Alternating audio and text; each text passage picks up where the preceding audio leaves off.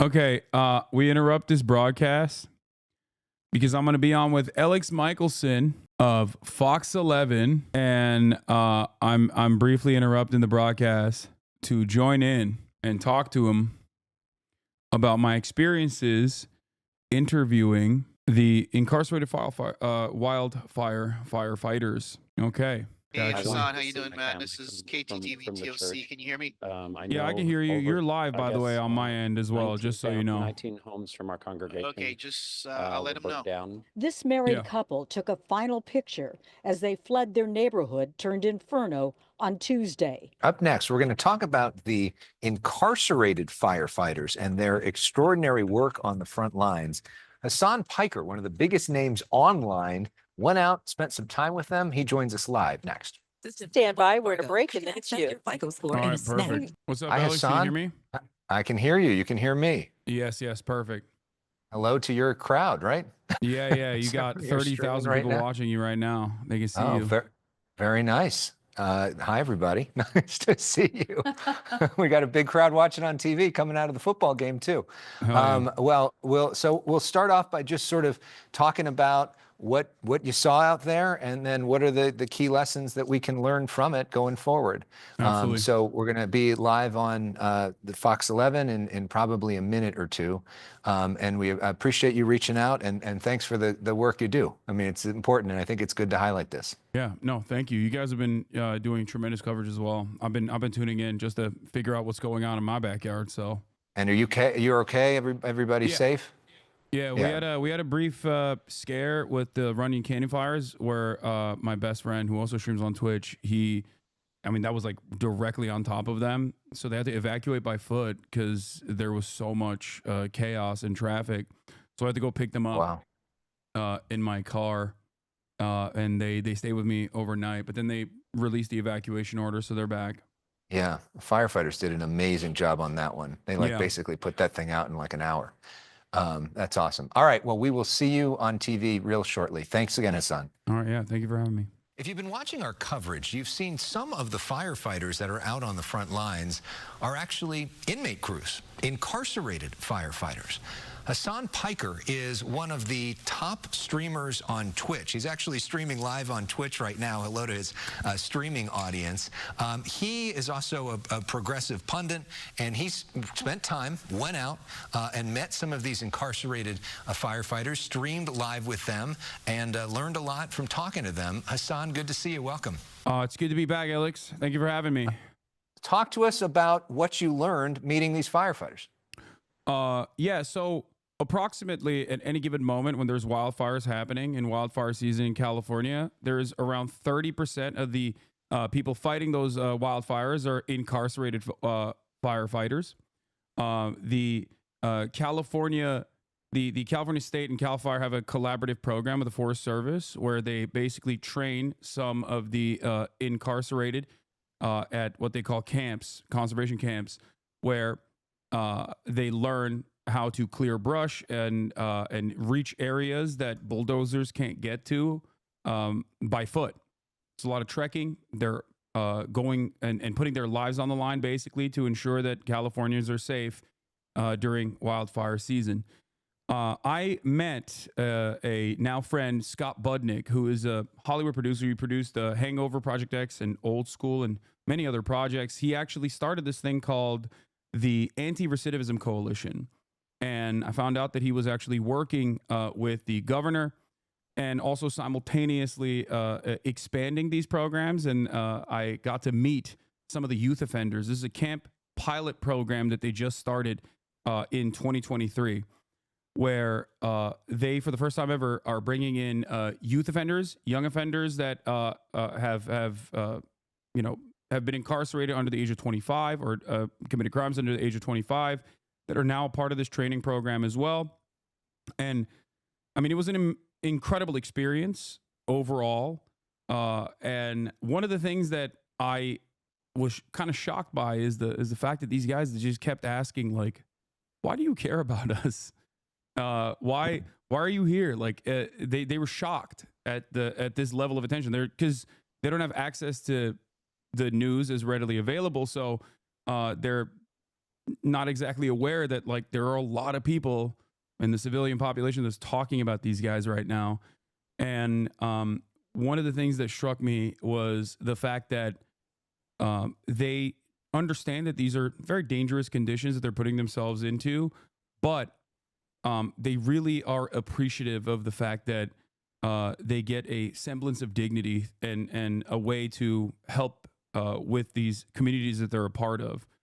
So it was truly a tremendous experience overall, and very eye-opening. And we talk about people going behind bars. Most people that go behind bars are eventually released. And so you want there to be a rehabilitation process so that they come out potentially even stronger than when they came in. And I know for you, you were really struck by the sense of hope that these guys felt. Yeah. So it's not a secret that the county jail structure and the prison structure in the state is pretty bad overall. Like the conditions are pretty bad overall. There's a lot of violence. There are major problems.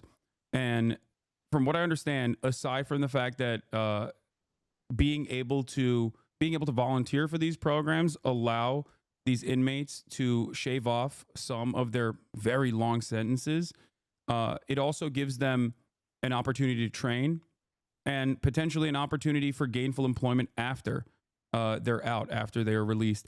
And there have been a lot of initiatives to make sure that this is as ethical of a process as possible, especially in recent years. In the past, a lot of these firefighters, a lot of the incarcerated firefighters could only get seasonal employment, and they could never get municipal employment in the Los Angeles Fire Department because if you have a felony, you're not able to get an EMT certification. And if you can't get an EMT certification, you can't become a municipal firefighter. But nowadays, they're working on expunging some of the records as well for demonstrating good behavior and service for the community. And I think it's wonderful because one of the things that I heard from virtually every single person there was the anxieties that they had as far as what they will do once they are released. What they like, how will they find an opportunity to reintegrate into society? This is something that obviously I read extensively on. There's a lot of data available on this, but it was truly interesting just seeing it in person, where these guys were also talking about the anxieties that they have about like wanting to become productive members of society. And this program, I think, is fantastic. And there are still some issues, of course, specifically around their wages. I think since the 80s, they had not seen any meaningful wage increases. I believe they were getting around $5 a day. And they're doing basically the same thing that everyone else in CAL FIRE is doing as well. One of the hardest jobs on the line, basically. And now that wage has been increased to $24 a day, and I feel like it's a wonderful opportunity for reintegration. It's a wonderful opportunity for rehabilitation, and the conditions of the camps are significantly better overall than the conditions of the prisons.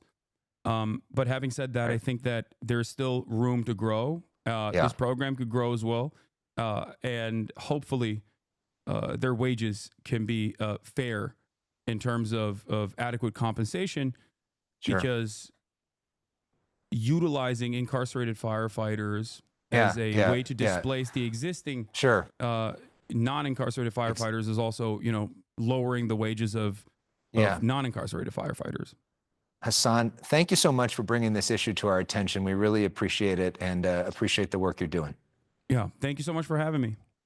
All right, we got some breaking news now, Susan. Clear from Fire Fox in 11. Northern Appreciate California you. cost All right, thank you so much. Have a great day. And that fire was considered the state's. There it is. I try to slam as much information as possible into the 3 minutes that I had there. No, Alex is the man. He would never cut me off. It's not like that. He wanted to offer more coverage to the issue. Was there anything you didn't get a chance to squeeze in? Did you accidentally say concentration camp? No, conservation camp is what I said. ChatGPT couldn't have done it better. Thank you. My conservative dad is watching Hasan Piker. Let's go. That's so funny. That's amazing. This is how we do it, chat. This is how we infiltrate.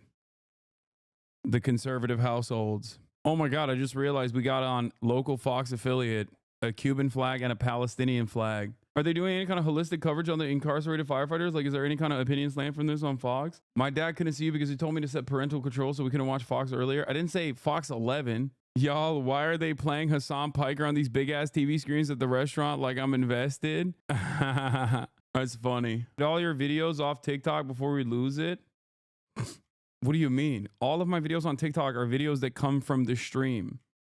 There's like very little original content on TikTok. Hassan's stepson, thank you for the 5 gifted. And Iffy, thank you for the 20 gifted subs. Why did they show this image law? Why does chat always have to play like this? Like, why do y'all got to play like this? Who was that nerd that Alex had you debate on TV back during COVID again?